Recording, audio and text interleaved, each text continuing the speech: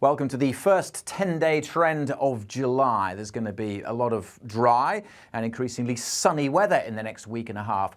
But the main talking point is going to be the temperatures. A heat wave is on the cards, but exactly where and exactly how high the temperatures get, well, that is the big uncertainty. Here's a big area of high pressure, and for fine and sunny weather in the summer, this is what you need. And over the next 5 or 6 days, it just ambles its way in, dominating our weather well into next week.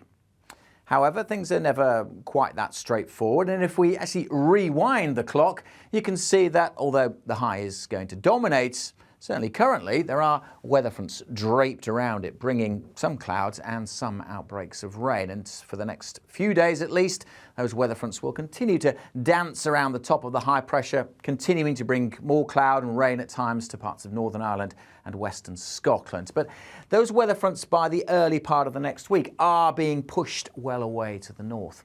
Why are we seeing that change? Well, again, let's go through the sequence once more and look at what's going on high up in the atmosphere with the jet stream. At the moment, just dipping down across parts of the UK, bringing those weather fronts, and it will continue to drive weather fronts close to northern Britain for the next few days. But as we see developments out in the Atlantic, a bigger dip in the jet stream here pushes the jet stream further north through next week, allowing the high to dominate for all parts by Sunday and into Monday. That high pressure is going to bring a lot of dry weather and also increasingly sunny and warm weather too. So in the shorter term, yes, those weather fronts will bring cloud and rain to parts of the north and west, but there's going to be a lot of dry weather and, as I said, turning sunnier and warmer for most of us. The devil will be in the detail as we go into the weekend. That's when the high really starts to build in. But with it sitting still out to the west on Saturday, the winds go around high pressure like this. So we're going to feed in the air from the north or the northwest. So although it'll still be pretty warm with the strong July sunshine, temperatures on Saturday might just drop down a notch compared to Friday. It's really then as we go through Saturday and into Sunday that the high moves in across the country. We no longer have that north or northwesterly feed.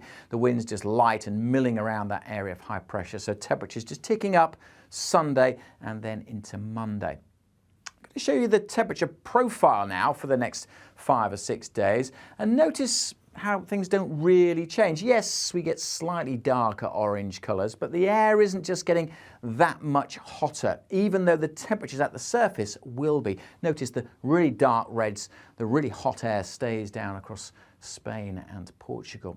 We are, though, still going to see temperatures ticking up quite a bit. On Monday, we are likely to see values up and down the land in the mid-20s and quite likely across parts of eastern England up to 30 degrees Celsius. Compare that with Thursday's temperatures and we're looking 5, 6, even 7 degrees higher. So even though the air isn't inherently getting that much hotter, we are going to see the temperatures rise. And that is because that area of high pressure will be compressing the air. So the air sitting through that high pressure will be squishing down, and it's that more than anything else that will be lifting the temperatures. That, of course, and the fact that things are drying out, and of course the fact that the sun is very strong at this time of year. So the strong July sunshine plus that high pressure squishing the air means that temperatures will be building through Sunday and Monday, likely to be over 30 Celsius and perhaps going up a notch further by the time we get to Tuesday. So the early part of next week, lots of sunshine,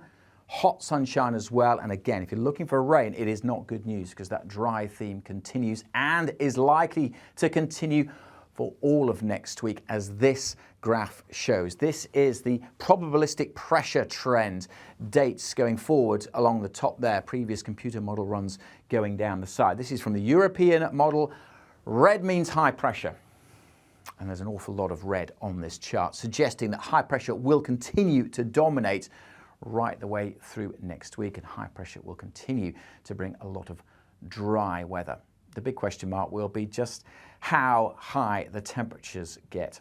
This is a temperature graph or a temperature plume for Reading, but it's fairly representative of many parts across the UK. I'm showing this because it shows what could happen as we go through next week.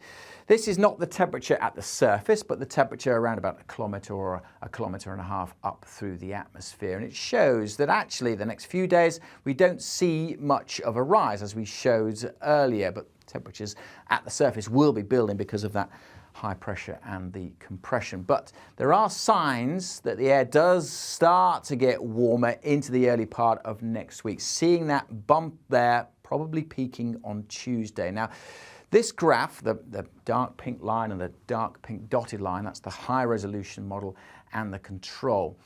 Thereafter, after Tuesday, it does show a bit of a drop, but then also a suggestion. The back end of next week, it could rise further. But we don't just look at 1 or 2 runs of the computer, we run it many, many times, and each of these dotted lines represents a run, and that's why you get this spread or this plume of what could happen.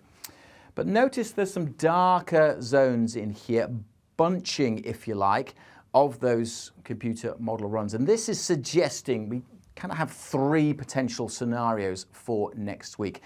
Pretty strong signal. Most of the models in agreement there, we're going to get this peak into the early part of next week, hence the hot and sunny weather. What happens after that? Well, yes, there is this one possible scenario where temperatures get even higher.